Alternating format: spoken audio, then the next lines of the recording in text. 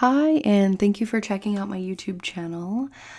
Some of you may know me from TikTok, Stephanie Amber 07 on TikTok, and I'm trying to use my YouTube channel more. I am also trying to post on my podcast more, so I might at some point, maybe even this one, link up my YouTube and podcast so that the audio on my podcast is like the same as the audio on the video in case some people want to like listen to it while they're driving and not have their phone open on YouTube, something like that. I don't know. So let me know what you guys think about that. So this video here is going to be kind of an explanation of how I got here, I guess, my kind of story this way, and obviously not like why you should believe me, because like do your own research and, think for yourself for sure. But I definitely didn't come from a background like learning about all this stuff and believing in all this stuff since childhood. In fact, I was actually the opposite, like kind of ridiculed for thinking a lot of the things that I do now. So we'll get into that in a second. But if you have any topics that you're interested in hearing more about and more expanded upon, please let me know. It's not that I post for, like people's approval, but I want to help people understand, if that makes sense. The entire reason I started my channel in the first place on TikTok was kind of just sharing my research and sharing what I've been going through, so to speak.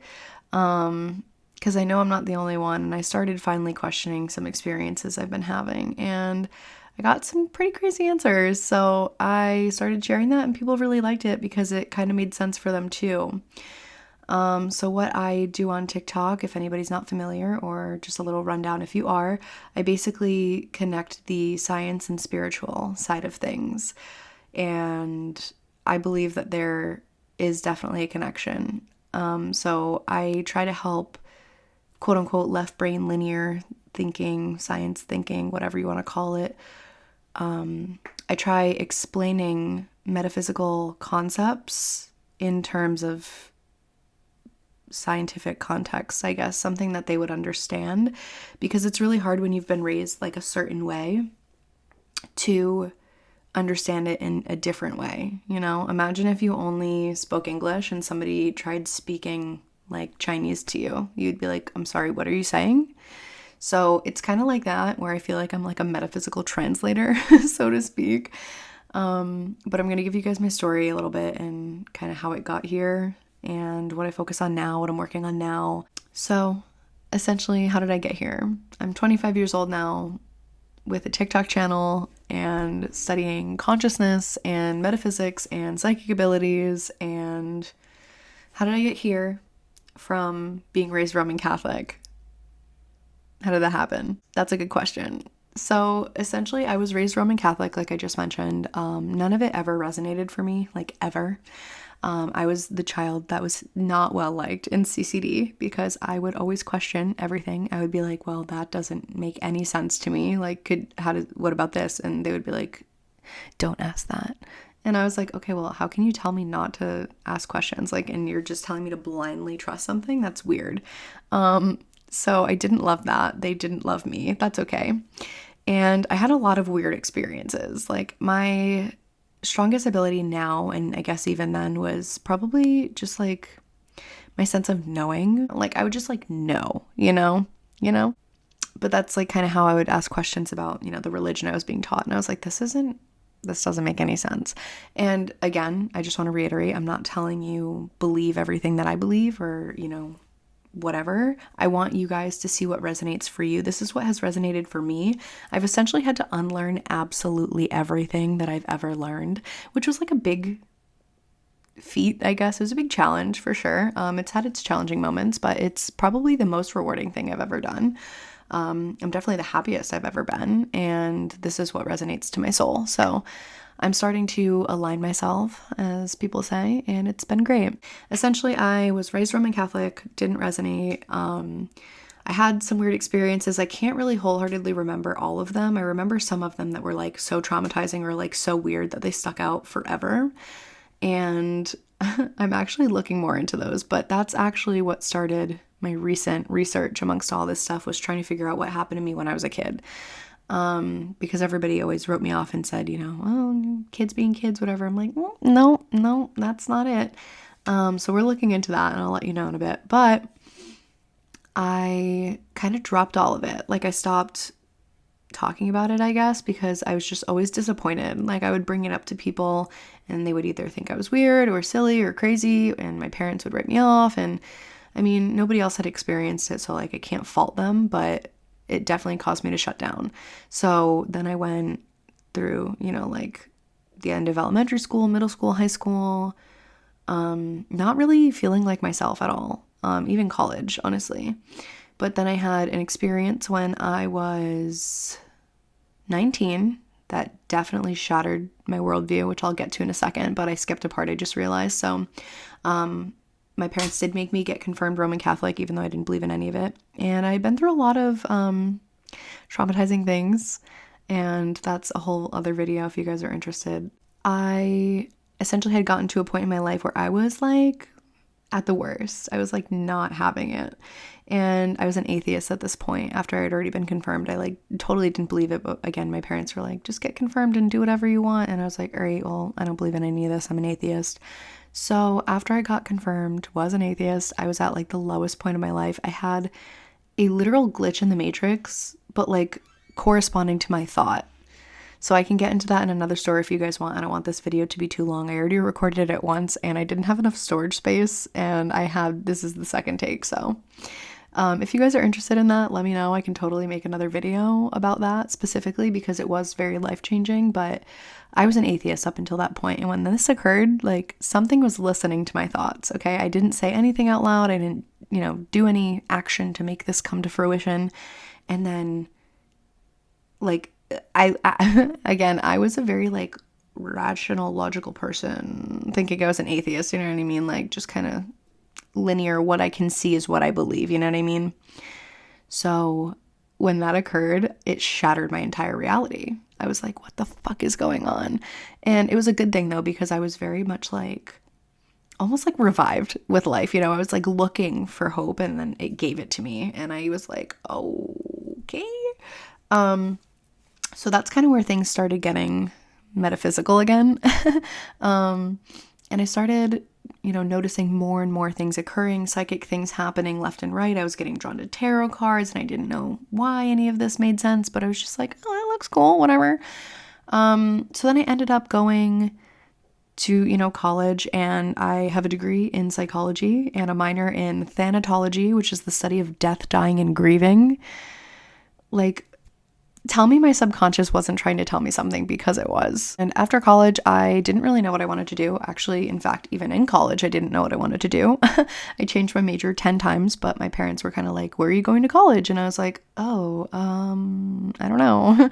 What are you doing? I don't know. Like, I was just very much like herded in a certain way, and I didn't really have enough like self-awareness and, self-love, I guess, to stand up for things that I thought. I didn't even know what I thought, honestly. So I just kind of went with it. And I was like, okay, yeah, people know best for me. Sure, let me do that. So after I got a degree, I took a year off from like after college, and then I traveled for a lot. Like I went to 10 different countries in 35 days, like 15 cities maybe it was.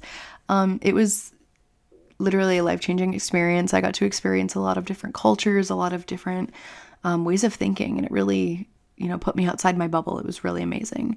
And after that, I ended up going to law school, which is another story if you guys are interested in hearing why and how I decided to go to law school. That's a funny one, kind of low-key, but whatever. And then I ended up going to law school. And again, same thing. I didn't really even know what I wanted to do. Like, I wanted to help people for sure. I knew that, but I don't know. Nothing felt right. I was academically able to go to law school, and I was going on almost a full ride. So that was really, really great. And definitely the reason I think that I decided to do it.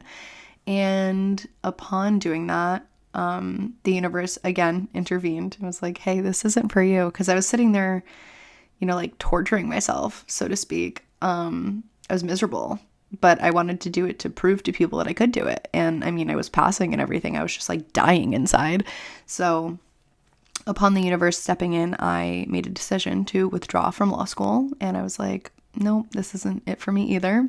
So then I had a lease in Boston that I still needed to pay for. So I was like, great, let me get a corporate job here. And I got hired as a legal recruiter. So I help people in the legal field find jobs, basically. That lasted like 9 months, and then COVID smacked us. So then I ended up working remotely for a couple months. And then, I mean, there were no jobs to be recruited for. So I ended up getting laid off, which is fair. And then I had some time on my hands that I had never had before. You know what I mean? During the lockdown, at first we thought it was gonna be 2 weeks, whatever. And then I had a lot of time.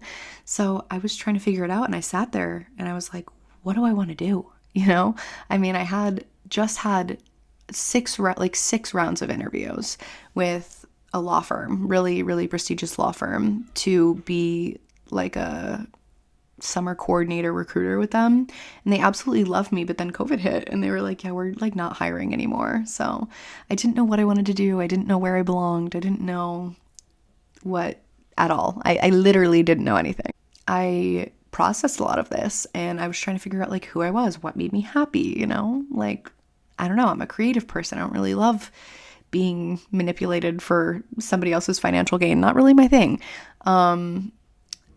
So I was trying to figure out what it was, but then I had some time and I ended up seeing that the Pentagon had released some information about UFOs, and I thought, wow, like what else have they released information about? This is crazy. I didn't even know, you know, like my head was so far stuck down the westernized education system's ass that I didn't know anything going on really, besides what that and the media was feeding us. So I started researching, and I was like, what else has, you know, the government released information on? Because I remember back in the day when I was experiencing these weird psychic phenomena and everything, I had tried looking for answers in like a scholarly way, and there was no information.